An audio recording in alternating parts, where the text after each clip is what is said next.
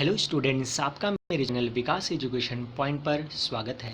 विद्यार्थियों, आज मैं आपको शिक्षा निदेशालय राष्ट्रीय राजधानी क्षेत्र दिल्ली द्वारा दी जाने वाली क्लास 9th के सामाजिक विज्ञान विषय से इतिहास से वर्कशीट या कार्यपत्रक 5 का अध्ययन करेंगे। विद्यार्थियों, यह कार्यपत्रक 17 अप्रैल 2021 की है। आइए अध्ययन करते हैं। आज का हमारा टॉपिक है पाठ 1 फ्रांसीसी क्रांति भाग 5। बच्चों, फ्रांसीसी क्रांति चैप्टर हमारा चल रहा है, जिसमें आज हम 5वें भाग में का अध्ययन करेंगे। 1794 से 1799 उदार गणतंत्र। नेशनल कन्वेंशन ने एक संविधान का निर्माण करके कार्यपालिका का उत्तरदायित्व 5 सदस्यीय निदेशक मंडल या डायरेक्टरी को सौंपा। नेशनल कन्वेंशन के बाद फ्रांस में डायरेक्टरी का शासन शुरू हुआ, जो 1795 से 1799 तक चला। डायरेक्टरी का यह शासन अव्यवस्थित और कठिनाइयों से भरा रहा। संचालक मंडल का सशस्त्र सेनाओं के नियंत्रण एवं सेनाध्यक्षों की नियुक्ति, फ्रांस की ओर से संधि करने या युद्ध करने का अधिकार प्राप्त थे। संचालक मंडल के सामने सबसे प्रमुख समस्याएं थी युद्ध की समस्या। डायरेक्टरी के सदस्य अनुभवहीन, अयोग्य तथा भ्रष्ट थे।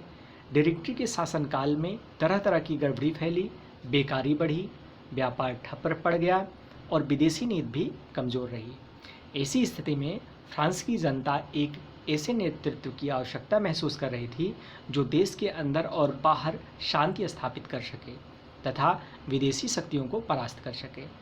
इस काल में नेपोलियन प्रथम ने सैन्य विजयों द्वारा फ्रांस के सम्मान को स्थापित किया और अंततः डायरेक्टरी के शासन का अंत कर सत्ता पर नियंत्रण स्थापित किया। बच्चों, 1799 से 1814 ईस्वी पुनः राजतंत्र की ओर। 1799 या 1799 में नेपोलियन प्रथम ने डायरेक्टरी के शासन का अंत किया और फ्रांस का प्रथम काउंसिल बना और 1804 ईस्वी में उसने अपने को सम्राट घोषित कर दिया, अर्थात बच्चों वो राजा बन गया। और इस तरह नेपोलियन के साम्राज्यवादी शासन की शुरुआत हुई। नेपोलियन ने अपने विजयी अभियानों द्वारा यूरोप की राजनीतिक भूगोल बदल दी। उसने 1812 ईस्वी में रूस पर आक्रमण किया, जहां सदी और वातावरण से उसकी सेना को बहुत क्षति पहुंची। यहीं से उसका पतन शुरू हो गया। 18 जून 1815 ईस्वी में वाटरलू के युद्ध में अंतिम पराजय के पश्चात नेपोलियन को सेंट हेलेना में बंदी बना लिया गया और 1821 ईस्वी में उसकी मृत्यु हो गई। बच्चों, फ्रांस की सिविल संहिता नेपोलियन प्रथम द्वारा 1804 ईस्वी में फ्रांस में लागू की गई। इसे नेपोलियन कोड भी कहते हैं। इस संहिता को बनाने में पुरातन एवं नवीन कानूनों का समन्वय किया गया था। इस संहिता द्वारा जन्म के आधार पर दिए गए विशेषाधिकार को बंद कर दिया गया। इसके तहत धर्म की स्वतंत्रता प्रदान की गई तथा इसमें कहा गया कि सरकारी नौकरियां उसमें मिले जो सर्वाधिक योग्य हो।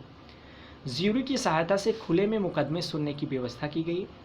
कानून के समक्ष सबकी समानता के सिद्धांत को विधि संहिता में स्थान दिया गया।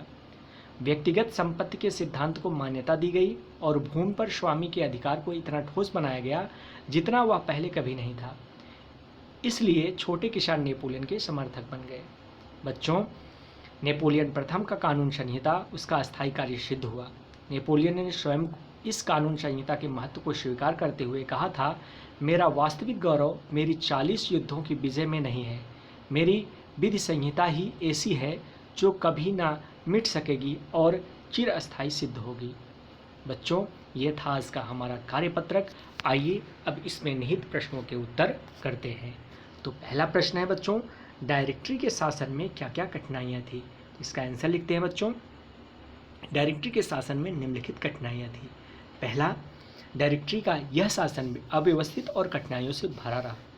संचालक मंडल को सशस्त्र सेनाओं के नियंत्रण एवं सेनाध्यक्षों की नियुक्ति, फ्रांस की ओर से संधि करने या युद्ध करने के अधिकार प्राप्त थे। संचालक मंडल के सामने सबसे प्रमुख समस्याएं थी युद्ध की समस्या। डायरेक्टरी के सदस्य अनुभवहीन, अयोग्य तथा भ्रष्ट थे। डायरेक्टरी के शासनकाल में तरह तरह की गड़बड़ी फैली, बेकारी बढ़ी, व्यापार ठप पड़ गया और विदेशी नीति भी कमजोर रही। तो ये था पहले प्रश्न का आंसर। आइए अब दूसरा क्वेश्चन देखते हैं बच्चों। नेपोलियन प्रथम किस प्रकार शासन पर अपना नियंत्रण स्थापित करने में सफल रहा।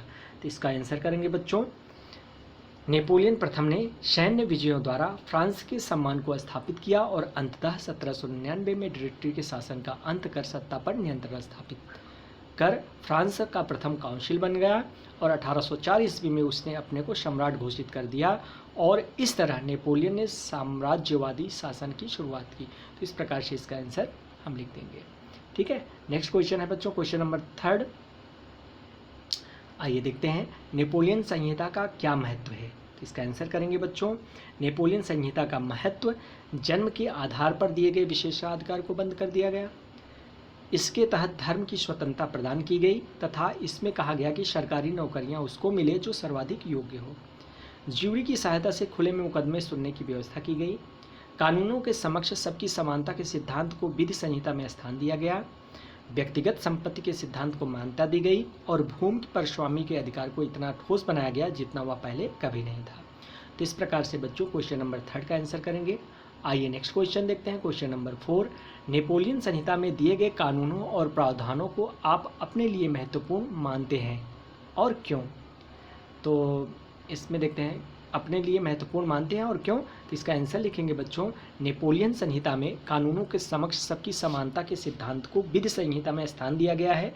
मैं इस प्रावधान से सहमत हूं क्योंकि इससे कमजोर वर्ग को कानूनी सुरक्षा प्राप्त होती है। आप अपने मन से भी इसका आंसर लिख सकते हैं। तो यह था आज का हमारा कार्यपत्रक बच्चों। कोविड-19 जैसे महामारी से सुरक्षित रहने के लिए हमें नियमित रूप से अपने हाथों को साबुन व पानी से धुलना चाहिए। विद्यार्थियों, इसके अलावा अगर आपको कोई प्रॉब्लम होता है तो आप क्वेश्चन कर सकते हैं, पूछ सकते हैं, आपके प्रॉब्लम का सॉल्यूशन किया जाएगा। धन्यवाद।